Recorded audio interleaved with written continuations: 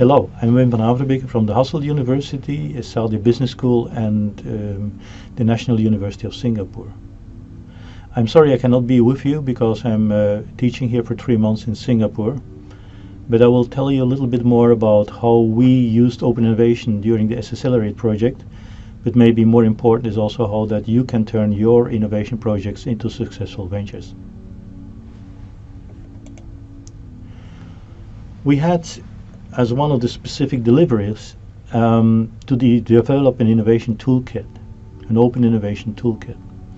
And Mark Steen from TNO and myself, we developed this toolkit. Mark spent a lot of work on a lot of time in it, and that was finally a nice report, but it was not used. It was not very much used by the clusters, by the members of the clusters. And that was quite frustrating. We worked on that and we expected that everybody would use it, but as many reports, it just was gathering dust in the drawer. So we had to move on and we had to think about something else. And after some brainstorming, we came up with the idea of the Open Innovation Project Canvas. Now what is this? Well, we thought it was useful not to make sure that the cluster members should not read anything, because that's time consuming and people have no time, they just want to move on with their projects. So we were thinking about something that was readily that could be readily be used. And so that's it. It's Open Innovation Canvas is just one page. You just can print it out on an A3 format and you use it as a process tool. How does it work? Well, very simple. There's a logic A, B, C, D, E, F, and so we start with A, the ID. Now the ID is pretty simple. It's basically about the opportunity, the ID that the managers have in the clusters. They know more or less how it's going to create value for customers, and so they want to have a look at the overall vision and the motivation to do this. That's the starting point. But then, maybe surprisingly, we move to the demand side, to the market side. You first have to know who you're working for. So first you have to know the types of customers, the users. Who is your user? Who is the customer you're targeting? What kind of jobs they need to be done? And so that's a whole analysis of what are their gains, what makes them happy, or what are their pains, what causes them problems.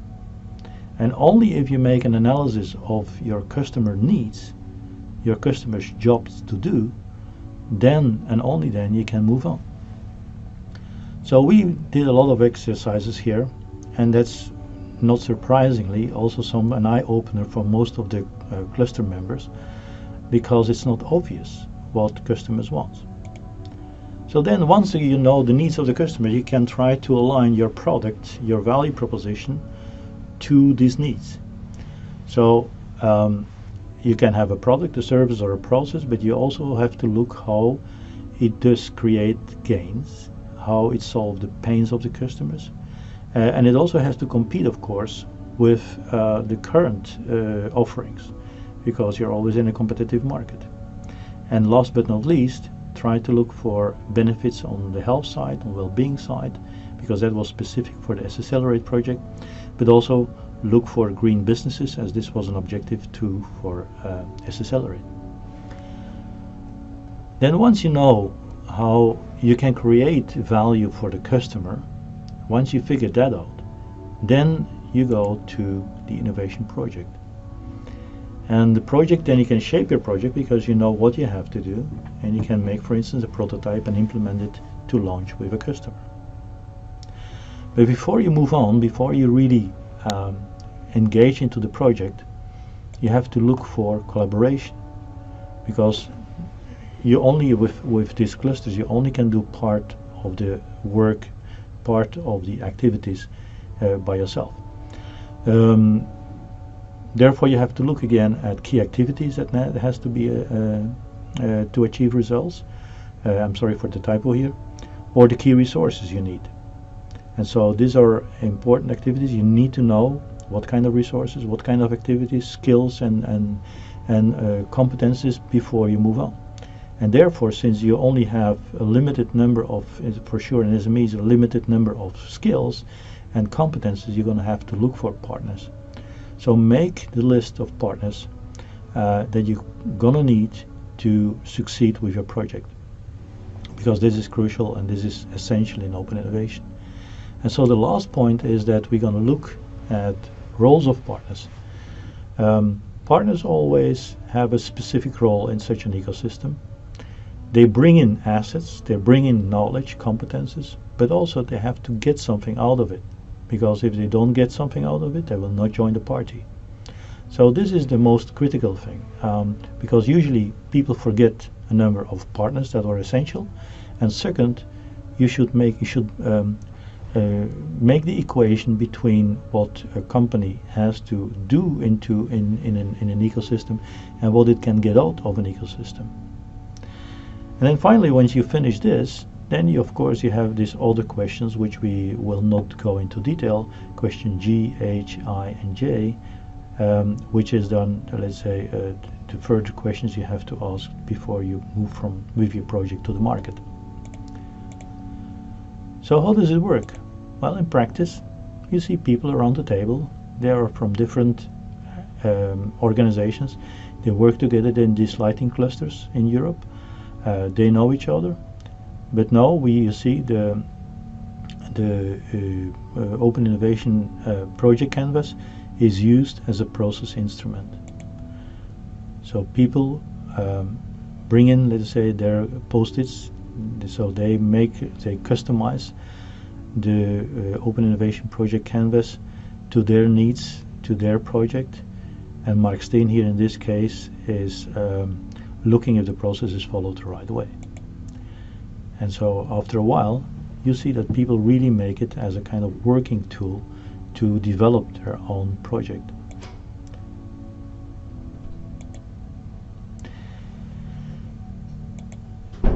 And we did it several times, right? So in different clusters, with different people, different constellations, different projects, and it worked quite well.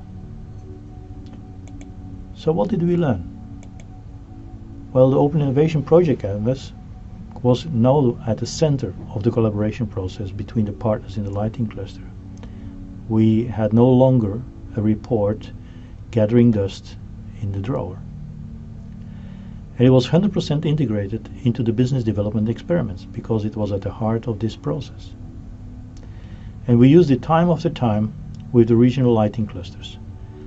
And so we had the opportunity, therefore, to refine it and to simplify it. And finally, maybe most importantly, we as coaches, we made ourselves redundant as the cluster members became acquainted with the tool. So let's go one step ahead. How is open innovation evolving? Well, it becomes a mainstream concept in the innovation management literature. And let's say the whole literature has been focusing on the firm level. So one company is performing open innovation. And we now know that, that there are benefits. These benefits are clear. But how to manage open innovation is becoming more and more important. It's a delicate management exercise. It's not easy at all. Let's be honest about that.